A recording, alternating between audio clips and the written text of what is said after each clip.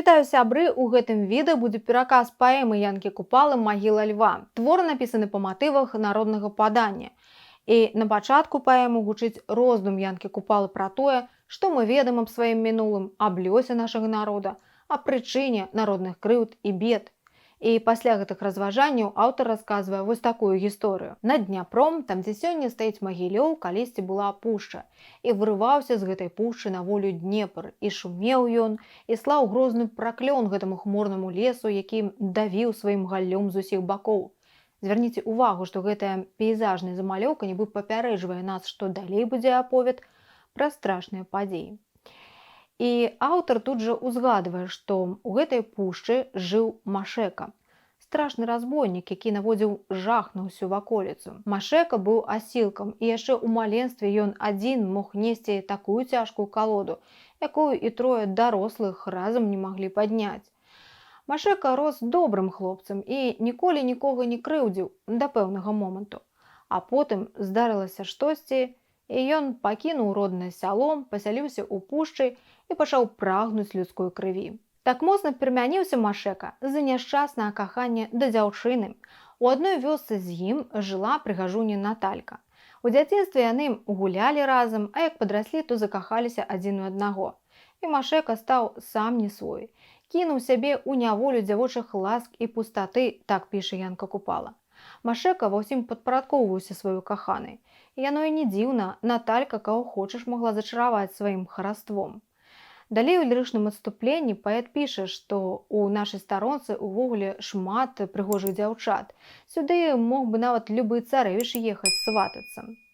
Павабны гібкі стан Наталькі прыцягваў увагу многіх хлопцаў у вёсцы, але ўсе яны не наважваліся сапернічаць з Машэкам, а таму стаялі ціха ў старонцы і ўздыхалі. І вось адной вясной выпала чарга Машэкі гнаць у Кіеў плыты па Дняпры. І, вядома ж, ён не хацеў ехаць, не хацеў развітвацца з сваёй каханай, але яна сама яго ўгаварыла. Сказала: «Едзь, заробіш на жаніцьбу». І Машэка паплыў, а дадому вярнуўся толькі на пачатку восені. І суседзі яму сказалі, што Наталькі ў вёсцы ўжо няма. І вось што здарылася, пакуль Машэка быў у чужых краях. Непадалёк вёскі стаяў вялікі двор. Над Дняпром, нібы астрог, узвышаўся палац, абнесены высокім мурам. І жыў у гэтым палацы малады багаты баярын. Яго Купала апісвае як бязлітаснага прыгнятальніка, які чыніў усё, што хацеў над бяздольным народам, здзекаваўся з простых людзей. А сам быў заўзяты да свавольства і губляў час з нуды. Аднойчы гэты баярын разам са сваёй дружынай прыязджаў праз вёску і выпадкова сустрэў Натальку. І, вядома ж, прыгажуня прыцягнула яго ўвагу. Ён стаў часта бываць у гэтай вёсцы, а затым праз некаторы час ён паклікаў дзяўчыну да сябе. І яна пайшла за ім як цень. У чарговым лірычным адступленні паэт разважае пра тое, што ліслівыя словы так лёгка пранікаюць у душу людзей. Вось і Наталька паверыла ўсяму, што шаптаў ёй на вуха баярын, і сама пайшла насустрач бядзе. Яна забылася на ўвесь свет, адарвалася ад людзей. Не ўспомніла яна і пра шчырае каханне Машэкі. Адраклася ад свайго мілага. З таго часу, як вярнуўся Машэка, мінула восень, а за ёй прыйшла зіма. Здавалася, хлопец страціў усяляк адчуванне рэальнасці. Быццам бы жыў і ў той жа час не ўсведамляў, што ён жыве. З яго кпілі, нагадваючы пра Натальку, але ён як бы і не чуў нікога. Ён поўнасцю аддаўся сваёй бядзе, і ўвесь свет навокал для яго проста знік. Часам ён падыходзіў да сцен палаца, дзе, як ён ведаў, знайшла прытулак яго Наталька.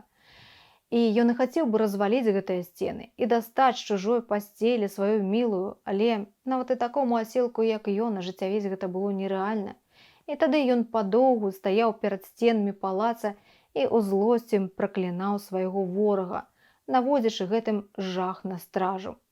Машэка пачаў жыць адным жаданнем адпомсціць, а моцная прага помсты любога кіне ў цьму. Так тлумачыць нам паэт. І ў пэўны момант Машэка адчуў, што ён гатовы на смерць упіцца людской крывёй, і, дачакаўшыся вясны, ён пакінуў вёску і пасяліўся ў пушчы, змяніўся ўвесь як ваўкалак і стаў разбойнікам. Спачатку ён забіваў адных багатыроў, затым усіх жыхароў вёсак без разбору. Абезгалоўленых ахвяр ён забіраў з сабой у пушчу. Яго спрабавалі знайсці бацькі і сыны забітых, але дарэмна. Машэка працягваў сваё крывавае жніво. Аднойчы Машэка прыпыніў карету, забіў фурмана, затым пана, які выскачыў з гэтай кареты. І потым Машэка застыг на месцы, а ў яго вачах з'явіліся слёзы.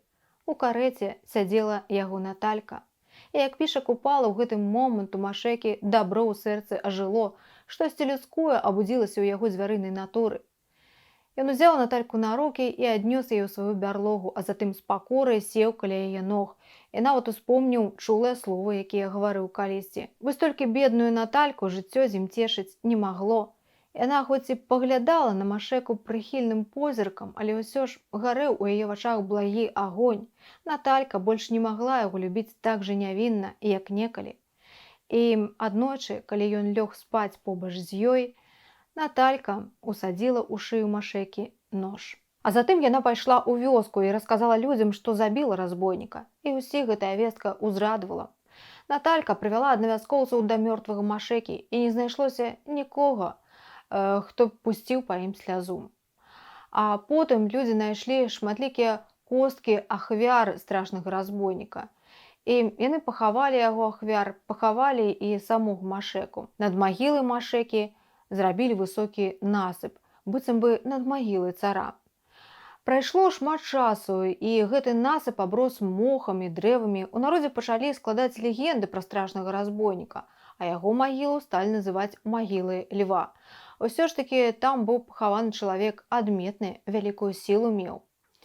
Мінула яшчэ немала часу, і тут вырас горад. Яго назвалі Магілёвам. І пры тым самым месцы, дзе людзі хаваюць нябожчыкаў, ёсць гара з магілкамі. Гэту гару называюць Машэкавай. І з вясны да восені шумяць пад гэтай гарой хвалі Дняпра.